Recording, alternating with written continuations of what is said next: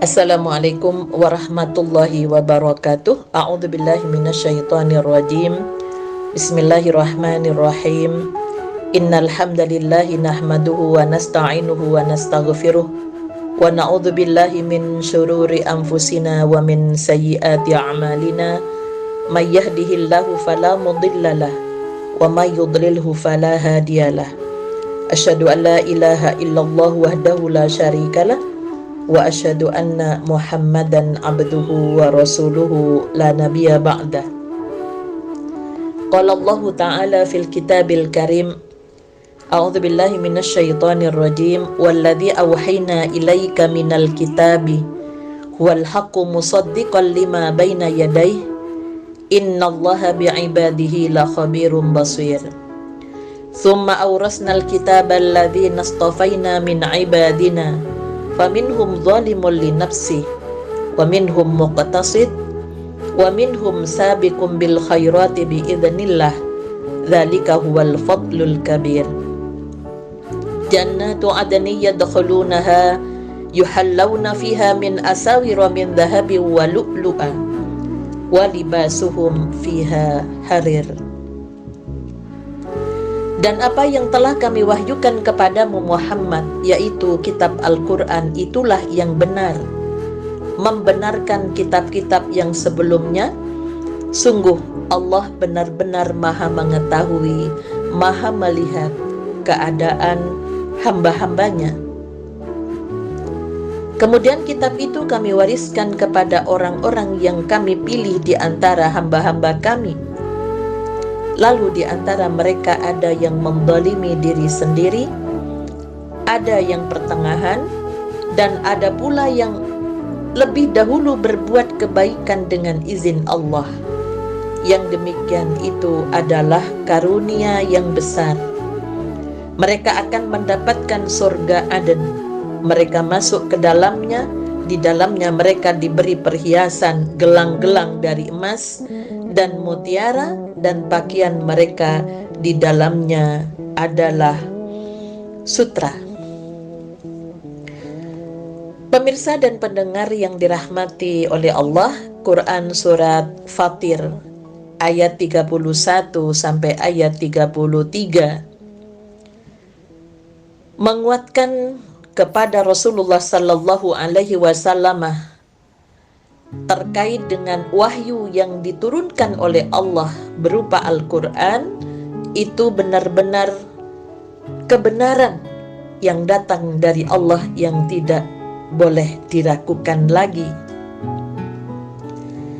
Kemudian setelah Al-Quran itu disampaikan oleh Rasulullah, maka Allah membagi ada 3 kelompok mereka yang menerima Al-Quran yang diketahui oleh Allah. Yang pertama adalah kelompok yang menzalimi dirinya sendiri. Mereka memahami Al-Quran, mereka mengerti Al-Quran, membaca Al-Quran, namun di dalam kehidupannya tidak mengikuti petunjuk-petunjuk Al-Quran, sehingga mereka tidak mendapatkan kebahagiaan yang sebenarnya di dunia maupun di akhirat nanti, akan rugi tentunya. Yang kedua, kelompok yang pertengahan, kadang-kadang mereka mengikuti petunjuk Al-Quran, di sisi lain mereka menzalimi dirinya sendiri. Sedangkan kelompok yang ketiga, kelompok sabiqun bil khairat, yang segera bergegas untuk melakukan kebaikan-kebaikan, sehingga Allah menjamin untuk memberikan karunia yang besar yang akan dimasukkan ke dalam surganya, di mana Allah menjanjikan akan diberi materi ya, berupa emas, perhiasan, dan pakaian mereka sutra. Karena apa? Kelompok yang menganiaya dirinya sendiri maupun yang setengah beriman kepada Al-Quran itu karena termotivasi dengan persoalan-persoalan di dunia secara materi, khawatir mereka tidak mendapatkan itu. Pemirsa dan pendengar yang dirahmati oleh Allah, mari kita perhatikan kisah yang menggambarkan betapa antusiasnya para sahabat dalam melakukan kebaikan. Seperti Abu Talha adalah sahabat Ansor yang kaya di Madinah. Aset terbesar dan yang paling ia sukai adalah kebun Bayroha yang terletak di depan masjid. Nabi Shallallahu Alaihi Wasallam biasa masuk dan minum air di dalamnya ketika turun firman Allah pada Quran surat Ali Imran ayat 92. Lan tanalul birra hatta tunfiqu mimma tuhibbuna wa ma tunfiqu min syai'in fa innallaha bihi alim. Kamu sekali-kali tidak sampai kepada kebajikan yang sempurna sebelum kamu menafkahkan sebagian harta yang kamu cintai.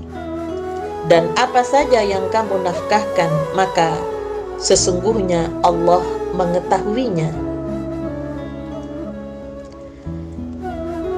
Setelah turun ayat itu, Abu Talha segera menyambut tawaran tersebut. Wahai Rasulullah, telah turun wahyu kepada Anda. Kamu sekali-kali tidak sampai kepada kebajikan yang sempurna sebelum kamu menafkahkan sebagian harta yang kamu cintai. Sedangkan harta yang paling aku cintai adalah kebun Bayroha. Maka kebun itu aku sedekahkan untuk Allah. Saya mengharap kebaikan dan balasannya di sisi Allah. Maka uruslah sesuai dengan apa yang Allah perintahkan kepada Anda, wahai Rasulullah. Rasulullah Sallallahu Alaihi Wasallam menerimanya dan merasa senang. Begitulah karakter para sahabat.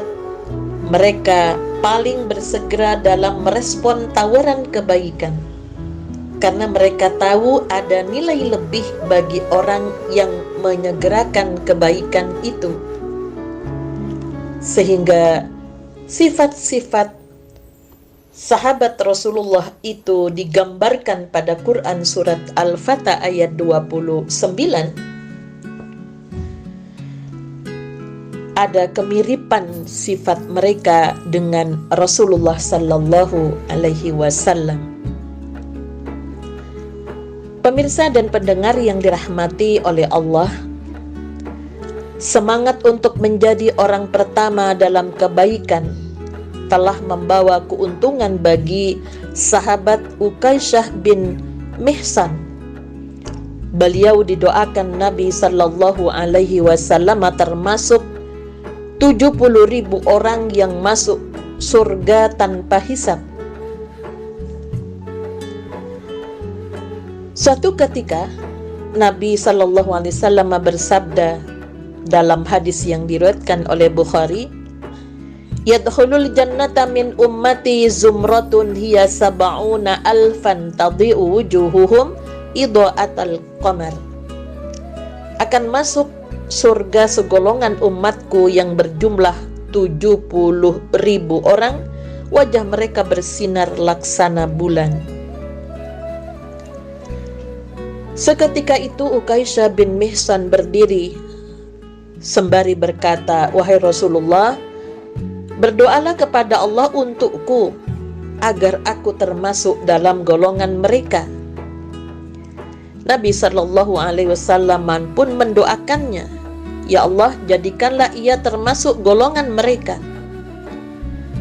Menyaksikan kejadian itu, seorang Ansor ikut berdiri dan berkata, wahai Rasulullah, doakan pula untukku agar aku termasuk ke dalam golongan mereka. Rasulullah Sallallahu Alaihi Wasallam pun bersabda, Ukaisyah telah mendahuluimu. Pemirsa dan pendengar yang dirahmati oleh Allah, begitulah peluang kebaikan, kadang tak terulang kedua kali. Seharusnya kita bersegera mengambil peluang kebaikan sebelum orang lain mendahuluinya. Allah dan Rasul-Nya telah menyebutkan dalam banyak ayat dan hadis tentang keutamaan orang yang lebih dahulu beramal soleh. Namun Allah melebihkan balasan orang yang lebih dahulu melakukan kebaikan dalam hal sedekah dan berjihad. Sebagaimana firman Allah pada Quran surat Al-Hadid ayat 10, La yastawi minkum man anfaqa min qablil fathi wa qatala ulaika a'zamu darajatan minal ladzina anfaqu min ba'du wa qatalu wa kullu wa'adallahul husna. Tidak sama di antara kamu orang yang menafkahkan hartanya dan berperang sebelum penaklukan Mekah. Mereka lebih tinggi derajatnya daripada orang yang menafkahkan hartanya dan berperang sesudah itu. Allah menjanjikan kepada masing-masing mereka balasan yang lebih baik.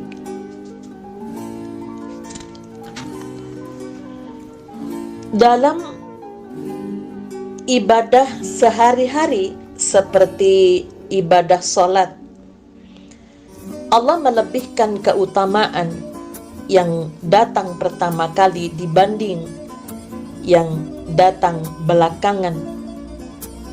Sebagaimana hadis yang diriwayatkan Bukhari dan Muslim,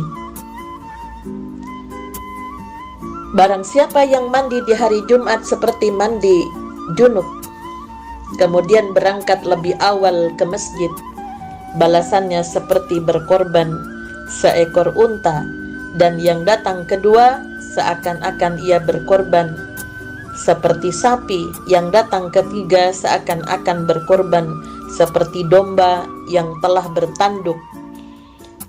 Barang siapa yang datang keempat seakan ia berkorban ayam, dan yang berangkat kelima seakan berkorban seperti telur. Jadi semangat untuk bergegas, untuk bersegera melakukan kebaikan-kebaikan. Memang ada perbedaan nilai di mata Allah. Bukan saja dari sisi keutamaan, orang yang mempelopori suatu kebaikan akan mendapatkan balasan setiap ada orang yang mengikuti jejaknya dalam berbuat baik. Rasulullah Sallallahu Alaihi Wasallam bersabda dalam hadis yang diriwayatkan oleh Muslim, Man sanna fil islami sunnatan hasanatan falahu ajruha wa ajru man amila biha ba'dahu min ghairi ayyang kusa min ujurihim syai'an. Barang siapa yang mempelopori suatu sunnah yang baik, ia mendapatkan balasan amalnya dan balasan orang yang mengikuti setelahnya tanpa mengurangi pahala orang yang mengikutinya. Memang seharusnya pelopor kebaikan mendapat nilai lebih, bahkan mendapatkan balasan orang yang mengikutinya. Karena mengawali kebaikan biasanya menuntut pengorbanan dan risiko. Mungkin kadang dipandang aneh, menyalahi kebiasaan umum, menentang arus, menyelisihi adat dan sebagainya. Dan pada saat itu dia berjuang sendiri. Tentunya jelas berbeda nilainya dengan orang yang menjalankan suatu syariat setelah ada orang lain yang telah melakukannya. Seperti untuk kaum perempuan, di awal ketika belum orang perempuan terbiasa berjilbab, ya, dia berani mendahuluinya. Kemudian juga ada setelah itu orang-orang yang diajak yang mau mengikutinya. Tentunya ini sangat berbeda karena orang yang mempelopori lebih utama dan lebih banyak nilainya karena tantangan yang dihadapi di dalam apa yang telah mereka lakukan yang mungkin dianggap aneh di sekitarnya. Pemirsa dan pendengar yang dirahmati oleh Allah, para pelopor kebaikan yang bersegera dalam ketaatan akan mendapat kemudahan di dunia dan di akhirat. Di alam barzah, amal solehnya akan datang dalam wujud seperti laki-laki yang tampan, bagus pakaiannya, harum baunya, lalu berkata, "Aku adalah amal solihmu." Demi Allah, engkau adalah orang yang bersegera di dalam ketaatan kepada Allah, lamban untuk bermaksiat kepadanya. Semoga Allah membalas kebaikan untukmu. Hadis riwayat Ahmad. Dan mereka juga mendapatkan kemudahan saat perhitungan amal. Bahkan Ibnu Abbas menyebutkan bahwa kelompok sabiqun bil khairat yang dijelaskan pada Quran surat Fatir ayat 32 adalah orang yang masuk surga tanpa dihitung amalnya, seperti yang telah dijelaskan di awal. Begitupun ketika meniti sirat dalam ketaatan adalah orang yang paling cepat meniti sirat, jalan yang akan ditempuh nanti menuju surga, dan merekalah orang yang lebih dahulu masuk surga. Wa fi dzalika falyatanafasil mutanafisun. Dan untuk yang demikian itu hendaknya mereka berlomba-lomba. Pemirsa dan pendengar yang dirahmati oleh Allah, mari kita senantiasa berupaya untuk masuk pada kelompok sabiqun bil khairat sebagai pelopor kebaikan. Kita berdoa kepada Allah menjadikan hati kita cinta kepada ketaatan dan kebaikan, serta bersemangat untuk segera melakukannya. Dan juga kita mohon kepada Allah, semoga Allah menjadikan hati kita benci terhadap segala bentuk kemaksiatan dan kekufuran. Nasrun minallah wa fathun qarib wa basyiril mu'minin walhamdulillahi rabbil alamin. Assalamualaikum warahmatullahi wabarakatuh.